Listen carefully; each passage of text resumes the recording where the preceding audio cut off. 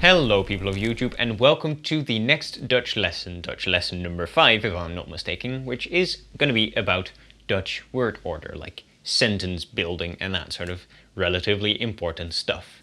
Now, I haven't been on this channel for about a month and a half or so for several different reasons, but all of those reasons combined sort of resulted in the fact that I didn't have much time for my own language learning, and also that I didn't have as much time to research this video. And apparently this video required a lot of research because it's quite grammar heavy, and my active knowledge of Dutch grammar was relatively low, but it's a lot higher now. So hey, this video is both teaching you, but I also learned a lot from this. One problem though is that the grammar I researched was mostly in English because this video is in English. So all of the grammar words I know are like in English, but I don't know the Dutch translations for the grammatical rules that we're about to talk about. The information I'm going to be talking about in this video is based on an article on Duolingo posted by someone called Levinet. The article is linked down below and it goes over the same stuff. It's just a bit more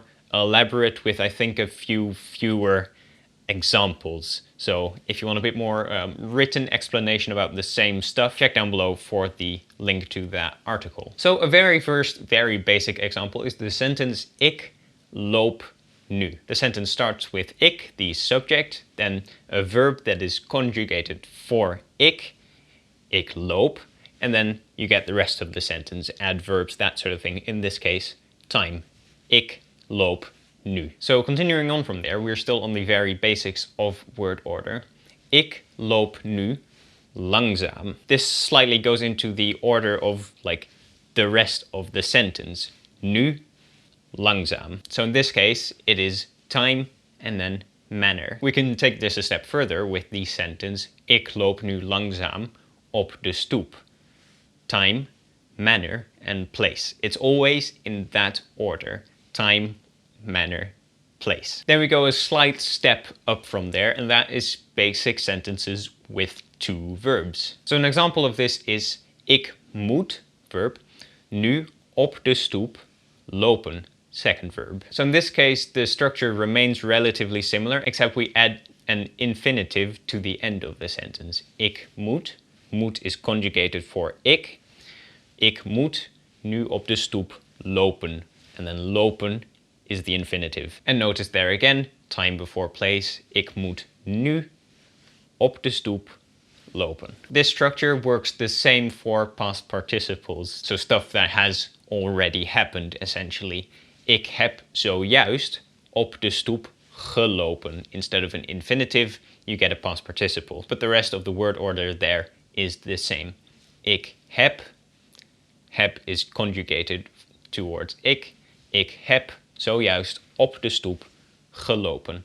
And again, zojuist op de stoep, time before place. And then we go to a slightly more advanced rule, and that is called inverting a sentence. An inversion is when you get an adverb and put it at the start of a sentence. So for example, the sentence Wij zijn gisteren naar het theater geweest works and is correct, but you can also say Gisteren zijn wij naar het theater geweest. So you take the place, in this case, and put it at the start of the sentence. Gisteren zijn wij naar het theater geweest. And this just puts more focus and sort of importance on the adverb that is gisteren. Another example, wij gaan overmorgen naar Rome. Or, overmorgen gaan wij naar Rome. The words are the same, the order is slightly different, both are correct. Questions are always inverted, but in a slightly different way, as in the conjugated verb goes at the start of the sentence. So, gaan we vandaag naar de bioscoop? In English, this would be, are we going to the cinema today? So as you can see in the English sentence, are going. In Dutch, we forget about the are completely, and just have the going part, put it at the start of the sentence. Gaan we vandaag naar de bioscoop? Then we get to sentences with multiple main clauses, and you can think of this as two separate sentences that are clamped together by a thing that is called a coordinating conjunction, such as the word maar or en or of, for example. So a basic example of this is NASA vloog gisteren naar de maan en Musk vliegt morgen naar Mars. They do work the same as the very first basic sentences that we started talking about. So subject, conjugated verb, and then the rest of the sentence. So NASA vloog, subject, verb, gisteren naar de maan. There's a couple of adverbs and an object. Then you get en, which is the coordinating conjunction in this case. En, Musk vliegt, so coordinating conjunction. Then another subject and another conjugated verb for that specific subject. Morgen naar Mars.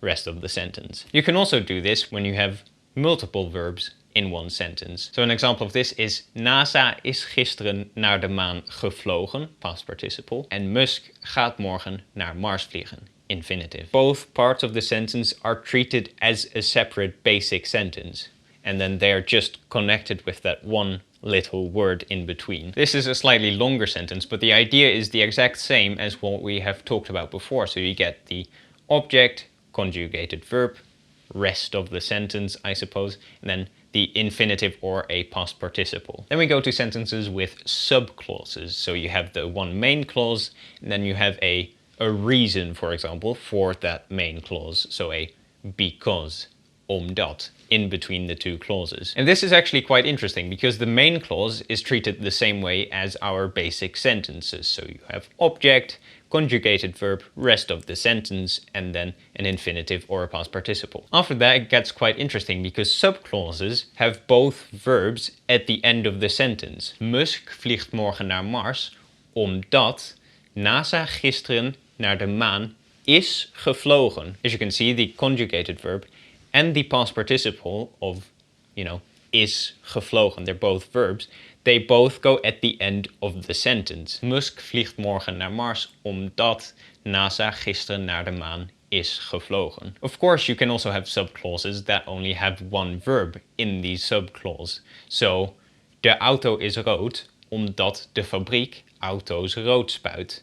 In the second part of the sentence, you only have the word spuit as a verb. But either way, in subclauses, all of the verbs go at the end of the sentence. And I feel like that was quite a lot of information in a relatively short video, so I hope this made a bit of sense. If you do have any questions left for me, do leave them down in the comments below, and definitely do not forget to check out Levinet's article, which I posted in the description of this video, which goes into the same subject matter. So if you are interested in learning a bit more and a little bit more in depth about this, then by all means go check out that article as well. For now, thank you very much for watching, and don't forget to randomly push some of the positive buttons down below as well, and I will see you next time. Doei!